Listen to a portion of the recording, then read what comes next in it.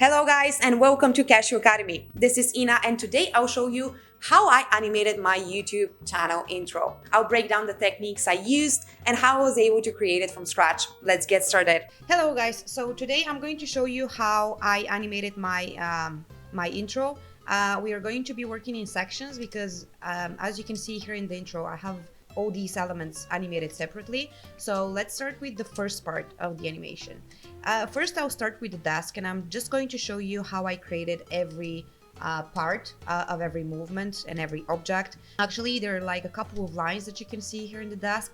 So all of them are animated with the trim pad. So it's just a pretty simple animation that I often use, as you'll see later in this tutorial. Then for the keyboard, it's just simple position, scale, and rotation keyframes. For the screen, I think it's the same animation. I just copy and pasted the keyframes. I have position, scale, and rotation as well. All right, and so now for the lamp, what I did was like almost all the elements except for like the base is animated with Animation Composer 3. Then for this mug, again, I have position, rotation, and scale keyframes. And for this like steamed you see here, I just have like a couple of layers that are animated with the trim pad effect, as you can see here. And then I simply copy pasted this pre-composition a couple of times. For this part of the painting, so the background, I use Animation Pre-Composer 3 again. Yeah, and this is how it looks. And then for our logo, again, I use the trim pad effect. And so for this cupboard, I have, again, the trim pad effect and also, so let me show you over here. I have like a couple of layers for this element. All of them are animated with the trim pad. As you can see, I use this effect pretty often. For this folder, I have position, scale, and rotation keyframes. And for this flower, I have the CC Bender. For every leaf, actually. This effect is pretty cool, so I used it for this flower. Okay, and so for this water dispenser, I have position keyframes, and for the bubbles, I simply use an Animation Composer 3 and I animated the position and scale. I have a rotation keyframe here, but disregard that. I didn't rotate them because they're like circles. Now let me show you the character.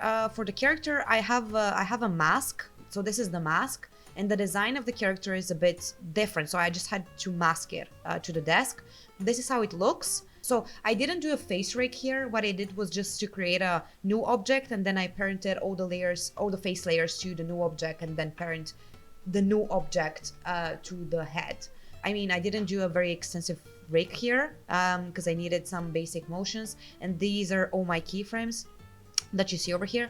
And then I also have one master new object, so I can create this movement from the right to the center. And then the only thing that's kind of more specific here, let me show you. So this is how the body and the hood look if I isolate them. Let me show you the head, because I have like a cool motion here where I animated the scale a little bit. So yeah, so this is the head animation. As you can see over here, yeah, so the shape of the head changes a bit. So that's something that's more interesting here. So yeah, so this is the first part of my character, just looking at the computer. And then here we have a cut. So here I don't have something so specific. Again, I have just position, rotation, and scale keyframes for most of these objects. And then for the character, this time I rigged the full character. I didn't rig the legs though, because I don't need them. I don't want them to bend here. This is just a pretty quick scene. It didn't make sense for me to rig the legs. And then let me show you how I animated the mouth. So this is a little hack that I used. This is actually a circle that I just animated the scale of, and then I alpha inverted it. Okay, so that's for the character in this scene. And then for the final part, here's what I did. So do you see these liquid motion animations? I'm going to show you how you can create this in a few simple steps. So just go on YouTube or like other website, just download liquid footage with green screen, so you can remove the green screen. And for this tutorial, I'm just going to use this one. I downloaded this clip, I added it here. So just created a composition. I'm going to use Keylight to remove the green screen. And I'm going to click on layer, auto trace. Make sure the time span is work area and make sure you click on apply to new layer. And now it traces my footage. So basically I used this technique with different footages to create this part of the animation. Of course you can find a lot of green screen footages for like liquids on YouTube, so you can play around with this. So this is just kind of the base, and then obviously you can animate your logo, you can animate the text, and you can create a bunch of different shapes. You can even change the shape when you auto trace it. This is how the full intro looks, and I hope you guys enjoyed this tutorial. If so, leave us a comment, like, and share this video. And if you have any questions, let me know in the comments below. Thank you very much for your time, and I'm gonna see you next week.